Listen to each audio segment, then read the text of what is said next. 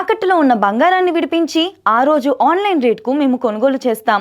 అక్షయ gold hub. కూటమి ప్రభుత్వం అధికారంలోకి వచ్చినప్పటి నుంచి రైతుల యొక్క పరిస్థితి చాలా భయంకరంగా కూడా ఉంది.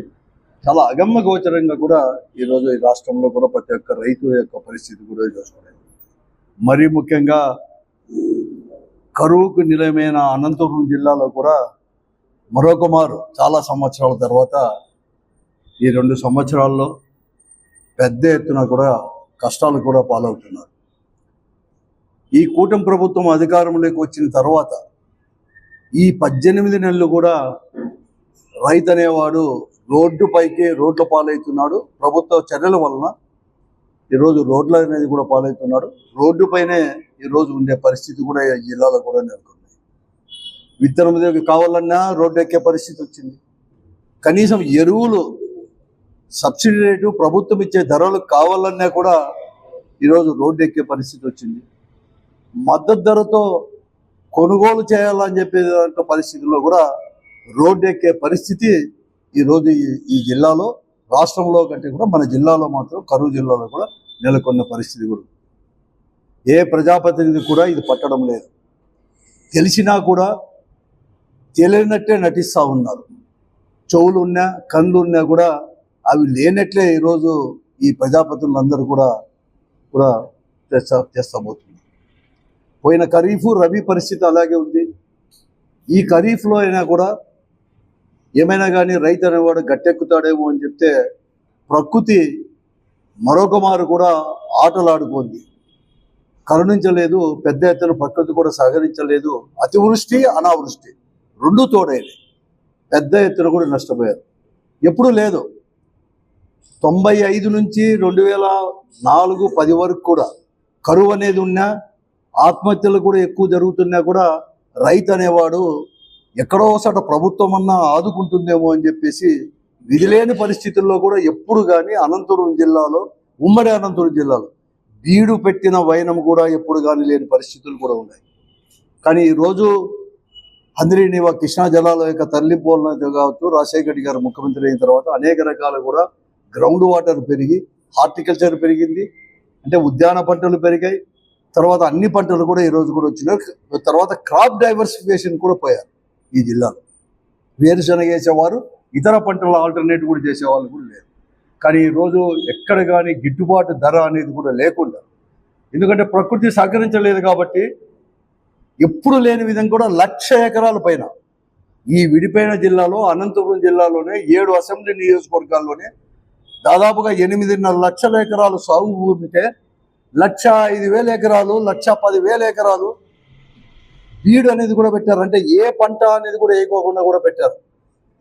కనీసం ఆ 7 లక్షల ఎకరాల్లో అయినా కూడా 7,25,000 ఎకరాల్లో వేసిన పంటలైనా కూడా దిగుబడి అన్నా బాగా వచ్చిందంటే ప్రకృతి వలన ఈరోజు దిగుబడి కూడా అరకొరగా కూడా వచ్చేసింది.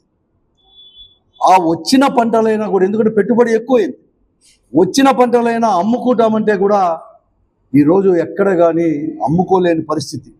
కేంద్ర ప్రభుత్వం ఏమో, రాష్ట్ర ప్రభుత్వం 2 కలిపి పెద్ద ఎత్తున కూడా ఎంఎస్పి ధరలు అనేది కూడా ప్రకటించింది. ప్రతి ధాన్యానికి ప్రకటించింది, అన్నీ కూడా ప్రకటించింది.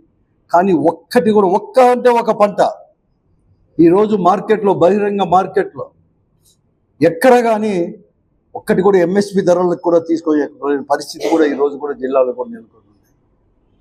ఇంతేకాదు ఈరోజు కూడా ప్రభుత్వం ఏమో దిక్కేమో ముఖ్యమంత్రి గారు చెప్తున్నారు, రైతన్నా మీకోసం అని చెప్పేసి అనేకమైన కార్యక్రమాలు చేస్తున్నాడు. మొన్న రీసెంట్గా కూడా కడపకు వచ్చినప్పుడు, గత నెల ఓటు చేయదనుకున్నాను, కడప రైతు అనేవాడిని కూడా మీసాలు మెలేసేటట్టు చేస్తానంటున్నాడు.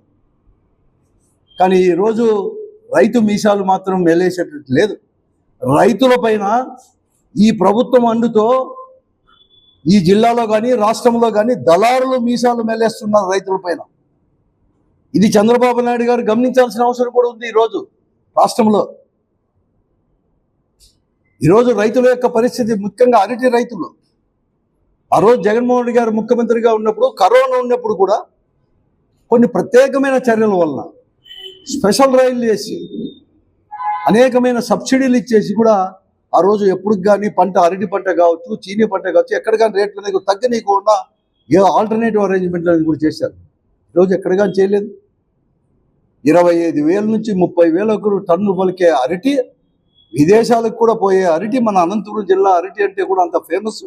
అట్లా అది 2,000కు, ఇప్పుడు ఏదో 3,000కు 4,000కు అంటున్నారు రైతులు అన్నీ కూడా అయిపోయిన తర్వాత. కానీ ప్రభుత్వంలో మాత్రం చందంలో ఎక్కడ కనలేదు. కరోనా లాంటి వచ్చినప్పుడు, ఎంఎస్పి ధరలకు వచ్చినప్పుడు 3,000 కోట్ల రూపాయలు కూడా పెట్టుబడి నిధి అనేది కూడా తీసుకొని వచ్చేసి ఎప్పటికప్పటికి అనేది కూడా సేకరించింది. ధాన్యం దగ్గర నుంచి రైతు పండించిన ఏ ధాన్యానైనా, ఏ పంటనైనా కూడా. కనుక హార్టికల్చర్ అనేది కూడా లేకపోతే ఇక్కడి నుంచి అంటే తాడిపిత్రి దగ్గర నుంచి కానీ, అనంతపురం దగ్గర నుంచి కానీ, గుంటకల్ల దగ్గర నుంచి కూడా అంతే కూడా తీసుకొని వచ్చేసి కూడా రైల్వే అనేది కూడా ఈ రోజు కూడా ఢిల్లీ వరకు కూడా నడిపించిన చరిత్ర ఆ రోజు అనేది. ఆ రోజు కూడా ఇదే కేంద్ర ప్రభుత్వం ఉండేది. అంటే రాష్ట్ర ప్రభుత్వం అనేవారు, ముఖ్యమంత్రి అనేవారు ఇనిషియేటివ్ తీసుకుంటే, చొరవ తీసుకుంటే, చిత్తశుద్ధి ఉంటే ఏ ముఖ్యమంత్రి అయినా చేయొచ్చు అని చెప్పేసి ఆ చరిత్ర. ఈరోజు ఈయన కూడా చేయొచ్చు. ఉచితంగా కూడా ట్రాన్స్పోర్ట్ చేయొచ్చు. అంత మాత్రం భరించలేదా? నువ్వు ఈ రాష్ట్ర ప్రభుత్వంలో ప్రభుత్వ భూమి, కోట్లకు విలువ చేసే భూమి ఎక్కడో పరిశ్రమలు ఎప్పుడో చేస్తారని చెప్పేసి, లేకపోతే రియల్ ఎస్టేట్లకు బిల్డింగ్లు కట్టాలని చెప్పి 99 పైసలకి ఇచ్చే ప్రబుద్ధులు కొన్ని కోట్ల రూపాయలు ఇచ్చేవారు రైతు పండించడానికి, ఆత్మహత్యల నుంచి వారి యొక్క కాపాడడానికి అంత మాత్రం మీరు ఖర్చు పెట్టుకోలేరా ఈ విపత్కర పరిస్థితుల్లో అని చెప్పి నేను అడుగుతాను.